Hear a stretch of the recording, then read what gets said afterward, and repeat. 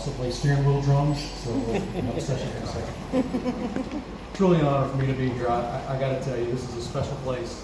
As Cindy was saying, this is, sorry, Ron, I won't break the fun. And guys are very, very touchy about the equipment. Very special place. So it's truly an honor to be here with y'all. And if I'd have known this many people would be here, I'd have done something better with my hair. But so silly question. How many have heard of Band of Brothers? Okay. I'm going to tell you how I heard about Band of Brothers. Stephen Ambrose wrote a little book. Came out in 1992. I was a sophomore at college at LSU. Go Tigers. And like a good college student, I came home to Mama on the weekends to wash my clothes and get a mama meal.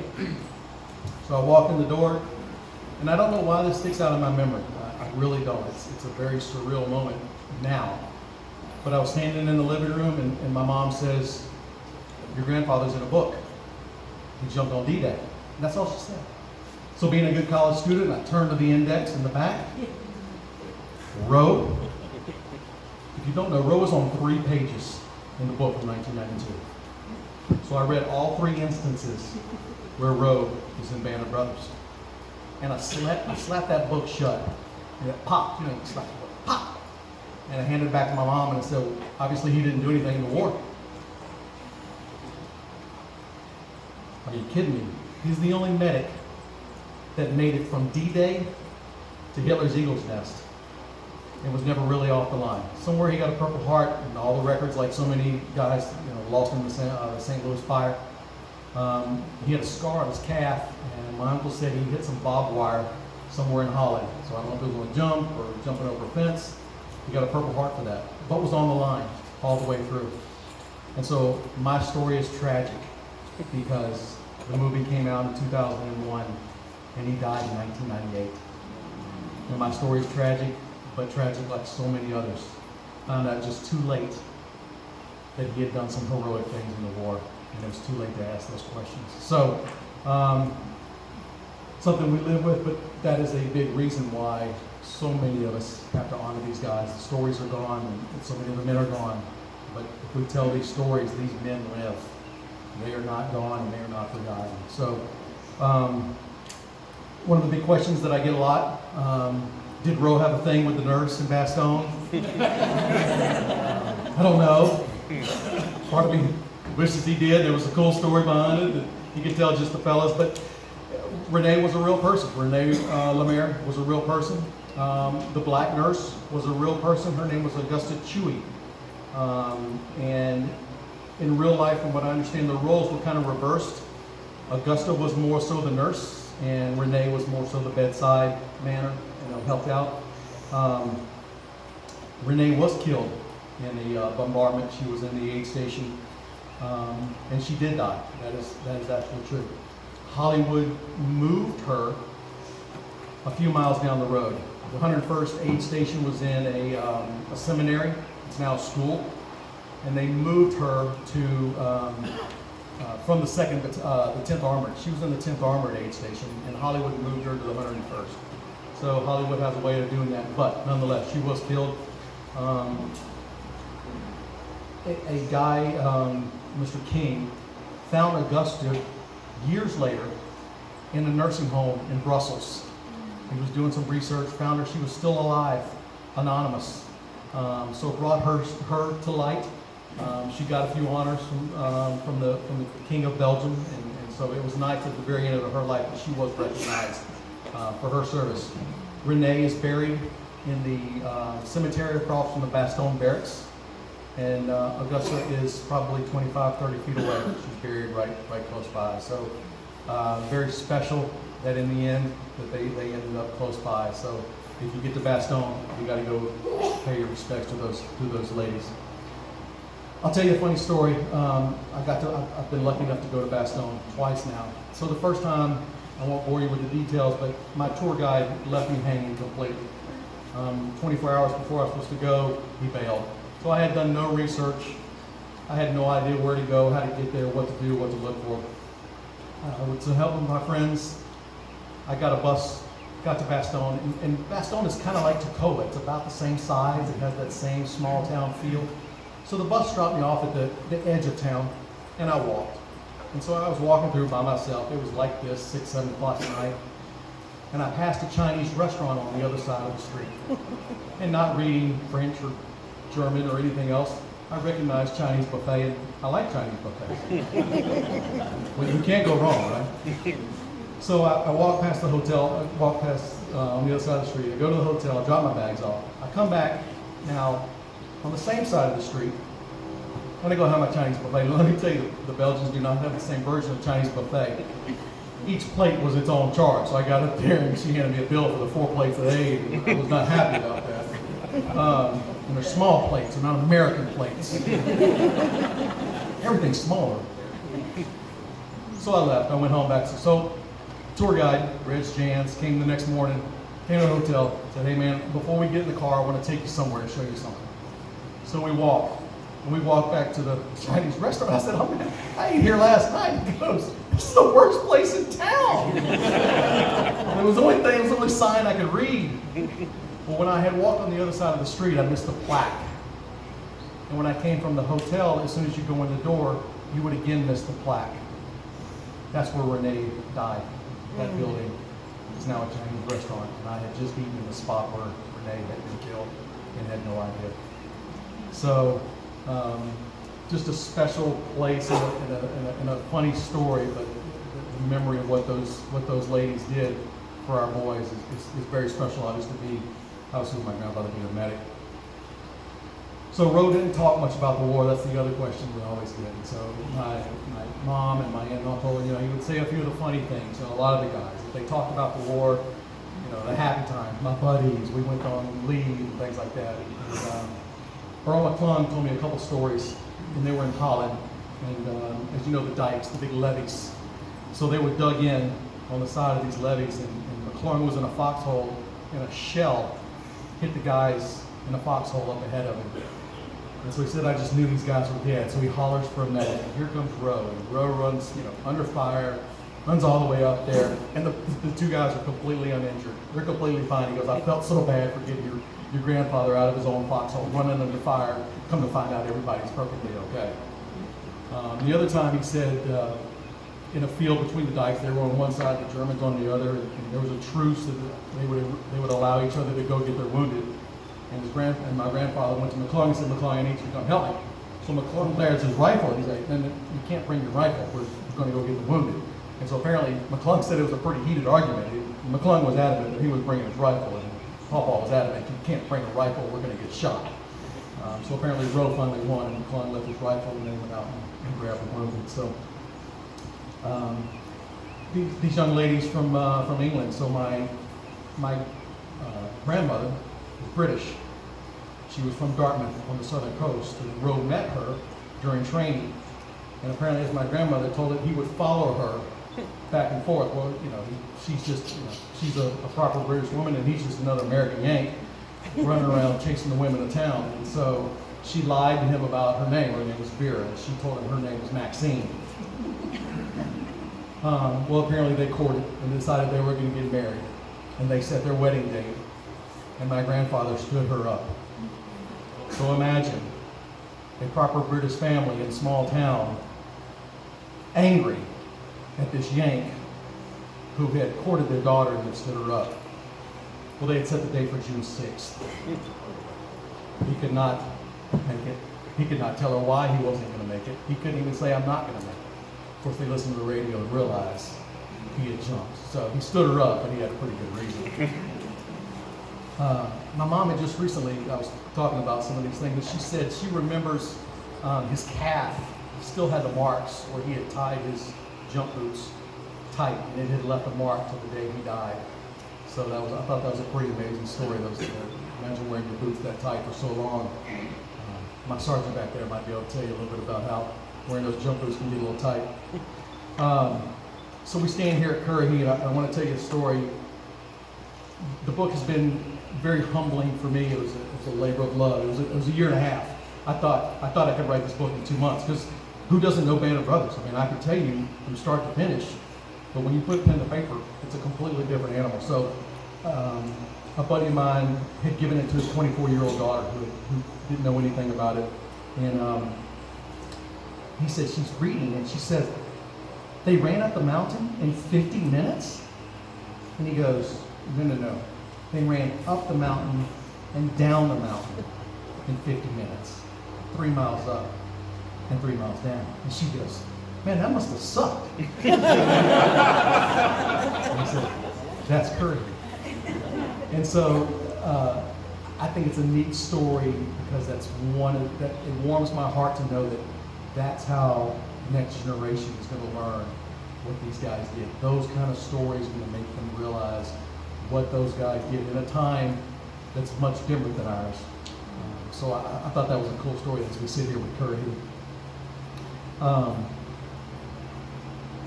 Another motivator. CBS News did an article just recently in April. 22% of millennials. Any millennials? Are you a millennial? No? Okay. Millennials. Who would do his job? 22% of millennials haven't heard of or aren't sure they have heard of the Holocaust. 22% are not even sure they've heard of it. 40% of millennials believe that only 2 million Jews were killed.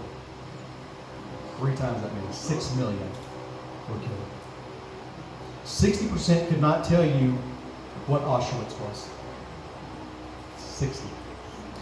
70% of Americans agree that fewer people seem to care about the Holocaust.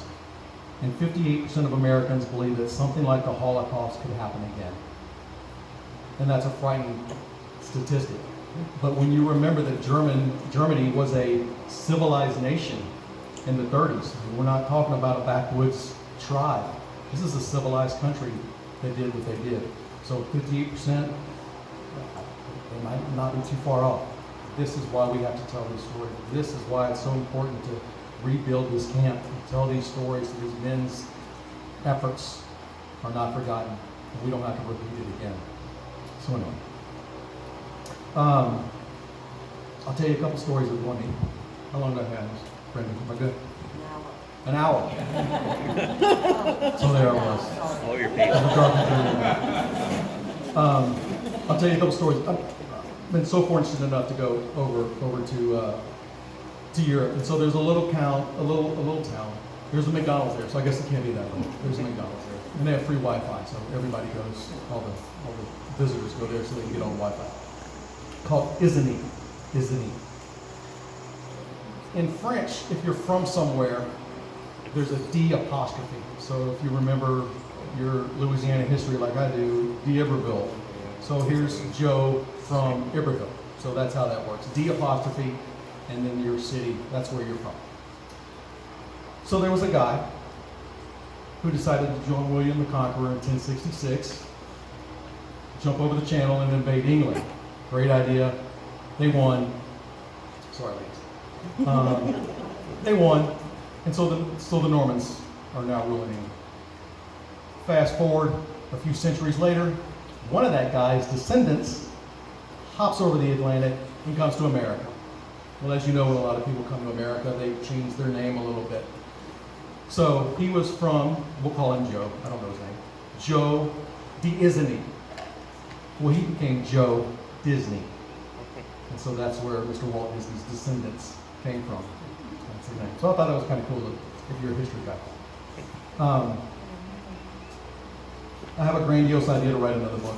And it's a monster, but so speaking of some of the actors who really got into their roles, some of them took it to the extreme. And Frank John Hughes as Garnier would probably be the top of that list. I mean, he practiced jutting his jaw out. He practiced talking like Garnier. And he did a fantastic job. So, when they would check out their weapons every day for a shoot, if they were going to shoot that day, shoot blanks, they could check out a real Thompson that had been made to shoot blanks. If they were not going to shoot, then they could check out a rubber gun, which was much lighter and much less work. And Frank refused to ever check out a rubber gun. If Garnier carried a Thompson through the war, Frank John Hughes was going to carry a Thompson through the film. Frank went one day to go check out his gun, And the armorer said, you're getting a rubber gun. You're not shooting today. I already have the list. I know you're not shooting today, so you're going to get a rubber gun. He goes, no, I check out the real Thompson every day no matter what. He said, no, you vandalized your gun. I'm talking about vandalizing your gun. Well, your name's Frank, right? So I see where you started etching your name with a knife in the wooden butt of the gun, and you got F-R-A-N. And somebody interrupted you before you could get K, Frank. And he was livid. Do you know who I am? I'm Garnier. Do you know who my wife is? My wife is Fran. That's Fran's name in my gun. I'm Garnier. That's Fran. Give me my gun. So it was just a powerful story. I think that's one of my favorites that I've heard. These guys were so dedicated to honoring the men that they would go to such extremes. So it's just a great story. When I was wrapping up the book, I wanted to find a way to really impress kids. And I say kids. In my mind, the whole time I was writing, middle school, high school kids, make them understand what this is all about. These are a lot of stories, but in the end, what do we want to remember? And it was tough. How do you summarize all that they had accomplished? How do you summarize all that they had achieved from Toccoa to Austria?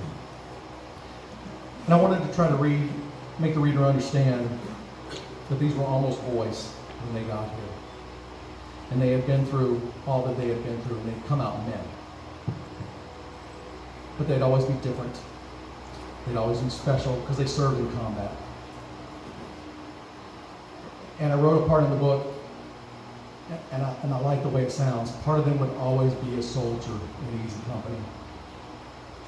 And I think it's just a testimony to what these guys went through and their bond. At 80 and 90 years old, when you see that face, that's not a 20-year-old boy anymore. But inside, somewhere inside, that old man is still a Company B soldier. And so the last page is the crosses. It's a scene from the crosses in Normandy, in the cemetery. And I wanted those kids to understand some of those guys didn't come home. And some of those guys are still buried in that soil, that same soil that they fought on. And they didn't come home and realize their dreams, and they didn't get married and have a career and have kids and grandkids, and they didn't get to see the freedom that we have today. And I want those kids to understand that. So that was pretty important to me. I'll finish up with one more thing, and I'll get y'all out of here, because there's big mosquitoes right now. I'm a cop. I'm a cop in Dallas. And so a cop wrote me an email, and so I'm going to read you exactly what he wrote. And I'll try not to cry, because I'm a crier. I saw your post about your book and your grandfather. Your grandfather and Easy Company's history has gotten me through my darkest hours. I'm coming up on my 4-year anniversary of being shot in the line of duty. I've always looked at and admired such men as your grandfather and tried to remember all they went through, and then became productive, good people after they returned home. The night it occurred and every day since, the things I have learned help me put one foot in front of the other every day. It also reminds me that no matter how bad I think I have it, they saw worse. And if they could come back and live the best that they could as good men, well, so can I. The night I was shot, I did something that people thought was amazing. For that reason, many people have called me a hero. And to this day, I still hate that. I have on many occasions used Easy Company as an example of heroes and tell them that I am in no way an equal. My point is, your family's history is still helping people to this day. And so for all of you who honor these men, then I thank you, because that's a special testimony to guys from 70 years ago helping guys today. I'll leave you with the last line of my book. Theirs is a story of humility, courage, honor, sacrifice, duty, and patriotism that we can never forget.